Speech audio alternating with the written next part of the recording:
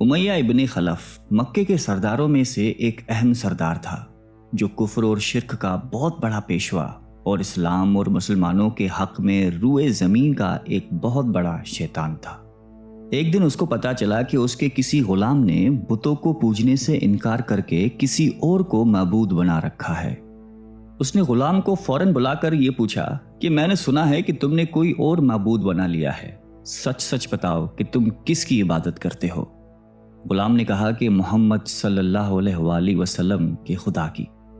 امیہ غصے سے لال پیلا ہو گیا اور کہنے لگا کہ محمد کی خدا کی پرستش کرنے کا یہ مطلب ہوا کہ تم ہمارے مقدس بتوں کے دشمن بن گئے ہو۔ سیدھی طرح راہ پہ آ جاؤ ورنہ ذلت کے ساتھ مارے جاؤ گے۔ میں یہ ہرگز برداشت نہیں کر سکتا ہوں کہ تم بتوں کی پوجا کرنے والے کے غلام رہ کر محمد کے خدا کی پرستش کرو۔ وہ غلام جو توحید کا سچے دل سے شیدائی ہو چکا تھا، اس نے بے دھڑک امیہ کو جواب دیا کہ میرے جسم پر تو تمہارا زور چل سکتا ہے، لیکن میں اپنا دل اور اپنی جان محمد صلی اللہ علیہ وآلہ وسلم اور اس کے خدا کے پاس رکھ چکا ہوں۔ اب اللہ کی عبادت ہی میری زندگی کا مقصد ہے اور تمہارے خود سے بنائے ہوئے بتوں کو پوجنا میرے بس کی بات نہیں ہے۔ یہ جواب سن کر امیہ بن خلف غیظ و غضب سے دیوانہ ہو گیا۔ ایک غلام نے اسے بے دھڑک جواب دے دیا تھا۔ اس نے کڑک کر کہا کہ اچھا تو پھر اپنی بے دینی کا مزہ چکھ، دیکھوں گا میں کہ محمد اور اس کا خدا تجھے کیسے بچاتے ہیں۔ امیہ کے تشدد شروع ہو گئے۔ مکہ کی زمین گرمی کے سبب بڑی مشہور تھی۔ امیہ اپنے غلام کو دوپہر کی تپتی دھوپ میں زمین پر لٹا کر سینے پر بھاری پتھر رکھ دیتا تھا کہ وہ کروٹ نہ لے سکے۔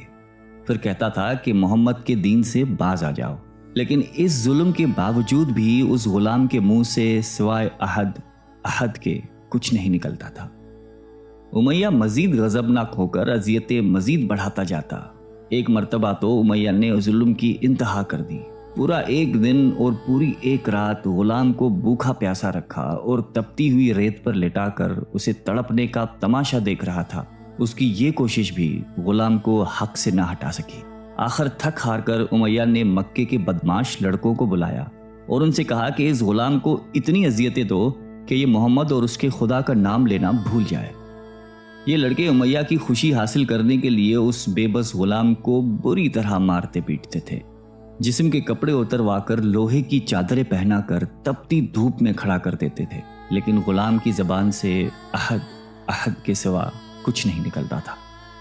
اسلام کی راہ میں یہ بے پناہ اذیتیں سہنے والے صحابی کوئی اور نہیں بلکہ حضرت بلال حبشی رضی اللہ تعالیٰ عنہ تھے۔ انہی ظلم و ستم کے دوران ایک دن حضرت ابو بکر صدیق رضی اللہ تعالیٰ عنہ کا ادھر سے گزر ہوا۔ آپ رضی اللہ تعالیٰ عنہ نے امیہ سے فرمایا کہ اے امیہ، اس بےکس اور مظلوم پر اتنے ظلم و ستم نہ کر۔ اس نے تمہارا کیا بگاڑا ہے؟ وہ خدائے واحد کی عبادت کرتا ہے۔ اگر تو اس پر احسان کرے تو یہ احسان آخرت میں تیرے کام آئے گا۔ اس پر امیہ نے نہایت حقارت سے کہا کہ میں تمہاری اس خیالی آخرت کے دن کو نہیں مانتا، جو میرے دل میں آئے گا میں تو وہی کروں گا۔ صدیق اکبر اس جواب پر کافی افسردہ ہوئے، لیکن پھر بھی آپ رضی اللہ تعالیٰ عنہ نے اسے سمجھایا کہ اس مظلوم پر ظلم و ستم کے پہاڑ توڑنا تیری شایان شان نہیں ہے۔ جس پر امیہ نے تنگ آ کر کہا کہ اگر تم اس کے اتنے ہمدرد ہو تو اسے خرید کیوں نہیں لیتے؟ حضرت ابو بکر صدیق جھٹ تیار ہو گئے اور فرمایا کہ بولو کیا دام لوگے؟ امیہ نے کہا کہ تمہارے پاس ایک غلام ہے جس کا نام فسطاط رومی ہے، وہ مجھے دے دے اور اس کو لے جا۔ حضرت ابو بکر صدیق رضی اللہ تعالیٰ عنہ فوراً ہی راضی ہو گئے، جبکہ امیہ کا خیال تھا کہ فسطاط ایک نہایتی کارآمد غلام ہے جس کی قیمت زیادہ ہے اور حضرت ابو بکر صدیق رضی اللہ تعالیٰ عنہ اسے دینے سے انکار کر دیں گے۔ مگر آپ فوراً راضی ہو گئے تو امیہ کو سخت مایوسی ہوئی اور اس نے ساتھ ہی 40 اوقیہ چاندی کی فرمائش کی۔ اسے بھی حضرت ابو بکر صدیق رضی اللہ تعالیٰ عنہ نے بخوشی ادا کر دیا۔ حضرت بلال رضی اللہ تعالیٰ عنہ کو ساتھ لے کر دربار رسالت میں حاضر ہوئے اور سارا ماجرا کہہ سنایا۔ آپ صلی اللہ علیہ وسلم نہایت ہی خوش ہوئے اور فرمایا کہ ابو بکر، اس کار خیر میں مجھے بھی شریک کر لو۔ صدیق اکبر رضی اللہ تعالیٰ عنہ نے فرمایا کہ یا رسول اللہ، میں اسے خدا کی راہ میں آزاد کر چکا ہوں۔ یہ سن کر زبان رسالت سے صدیق اکبر رضی اللہ تعالیٰ عنہ کے لیے کلمہ رحمت جاری ہو گئے۔ حضرت بلال رضی اللہ تعالیٰ عنہ نے اس غلامی میں 28 سال گزار دیے، لیکن آپ چونکہ نہایتی نیک اور پاکیزہ طبیعت کے تھے لہذا جب حضرت صلی اللہ علیہ وآلہ وسلم نے دعوت توحید دی تو آپ نے فوراً اسے قبول کر لیا، اور یوں آپ سابقون الاولون کے مقدس جماعت میں شامل ہو گئے۔ رہائی پانے کے بعد حضرت بلال ہمیشہ آپ صلی اللہ علیہ وآلہ وسلم کی خدمت میں حاضر رہتے تھے اور دل و جان سے نبی پاک صلی اللہ علیہ وآلہ وسلم کی خدمت بجا لاتے۔ آپ صلی اللہ علیہ وسلم حضرت بلال کو کسی بھی چیز کا حکم دیتے تو آپ اپنی جان بھی لڑا دیتے۔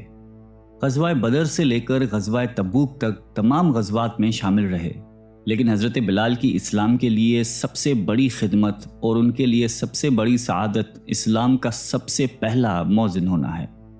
ہجرت کے بعد جب مسجد نبوی صلی اللہ علیہ وآلہ وسلم تعمیر ہوئی تو آپ صلی اللہ علیہ وسلم نے آپ کو اذان دینے کا ذمہ سونپا۔ آپ کی آواز نہایت ہی دل نشیں تھی اور اس میں ایک ایسی تاثیر تھی کہ اذان کی آواز سن کر لوگ سب کام چھوڑ چھاڑ کر مسجد کی طرف دوڑتے۔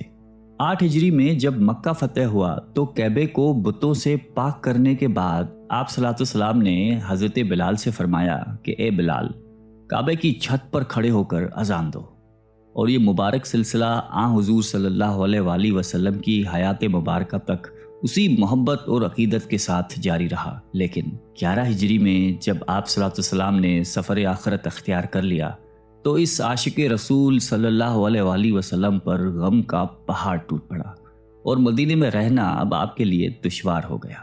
آپ کو ہر وقت پیارے نبی صلی اللہ علیہ وآلہ وسلم کی یاد ستاتی رہتی تھی۔ آپ صلی اللہ علیہ وسلم سے آپ نے سنا ہوا تھا کہ مومن کے لیے سب سے افضل عمل جہاد فی سبیل اللہ ہے، لہٰذا آپ رضی اللہ تعالیٰ عنہ خلیفہ اول حضرت ابو بکر صدیق کی خدمت میں حاضر ہوئے اور جہاد پر جانے کی اجازت طلب کی، لیکن حضرت ابو بکر صدیق رضی اللہ تعالیٰ عنہ نے آپ کو خدا کا واسطہ دے کر کہا کہ مجھے اس بڑھاپے میں تنہا چھوڑ کر مت جاؤ۔ تو حضرت بلال نے اس شرط پر ابو بکر صدیق رضی اللہ تعالیٰ عنہ کی بات مان لی کہ اب وہ رسول اللہ کے بعد کسی کے لیے اذان نہیں دیں گے۔ حضرت ابو بکر صدیق رضی اللہ تعالیٰ عنہ نے ان کی یہ بات مان لی، لیکن آپ کے دور خلافت کے بعد خلیفہ دوم حضرت فاروق اعظم رضی اللہ تعالیٰ عنہ کے دور میں بھی جب بیت المقدس کی تسخیر کے لیے شام جانا پڑا تو وہاں عیسائیوں سے صلح نامہ طے پانے کے بعد حضرت عمر فاروق رضی اللہ تعالیٰ عنہ نے ایک خطبہ دیا اور حضرت بلال سے درخواست کی کہ آج جب کہ قبلہ اول پر توحید کا پرچم لہرا دیا ہے تو اس باعظمت موقع پر اگر آپ اذان دیں تو ہم آپ کے مشکور رہیں گے۔ حضرت بلال نے یہی اذان دینی شروع کی تو صحابہ کرام کو عہد نبوی کی مبارک یاد تازہ ہو گئی اور ان پر رغبت طاری ہو گئی۔ شام کے معرکے کے بعد حضرت بلال نے شام ہی کے ایک گاؤں میں رہائش اختیار کر لی، کیونکہ مدینے میں ہر وقت آپ کو آپ صلی اللہ علیہ وسلم کی یاد ستاتی رہتی تھی۔ لیکن ایک دن آپ نے خواب میں آپ صلی اللہ علیہ وسلم کی زیارت کی۔ آپ ان سے فرما رہے تھے کہ اے بلال، کیا ابھی وقت نہیں آیا کہ تم ہماری زیارت کے لیے آؤ؟ اس خواب نے آپ کو بہت تڑپا دیا اور آپ بےتاب ہو کر فوراً مدینے روانہ ہوئے۔ مدینے پہنچ کر حضرت بلال نے روزہ اقدس پر حاضری دی اور اس درد سے روئے کہ حاضرین بھی اشک بار ہو گئے۔ وہیں حضرت امام حسن رضی اللہ تعالیٰ عنہ اور حضرت حسین رضی اللہ تعالیٰ عنہ بھی موجود تھے۔ نانا کے پیارے نواسوں کو آپ نے اپنے ساتھ چمٹایا اور بے تحاشا چومنے لگے۔ حضرت حسن رضی اللہ تعالیٰ عنہ اور حسین رضی اللہ تعالیٰ عنہ نے آپ سے اذان فجر کی فرمائش کی، بھلا اس میں رد کرنے کی کہاں گنجائش تھی؟ اگلے دن جب فجر کا وقت ہوا تو آپ نے اذان دینی شروع کی۔ لوگوں کی عہد رسالت کی یاد تازہ ہو گئی اور لوگ اس طرح روتے ہوئے مسجد کی جانب چلنے لگے جیسے کہ نبی پاک صلی اللہ علیہ وآلہ وسلم کا دور واپس آ گیا ہو۔ ایسا دردناک منظر اس کے علاوہ کبھی دیکھنے میں نہیں آیا۔ حضرت بلال حبشی رضی اللہ تعالیٰ عنہ نے 60 سال کی عمر میں وفات پائی۔ آپ کا مزار دمشق میں ہے۔ آپ کو دربار رسالت میں خاص مقام حاصل تھا۔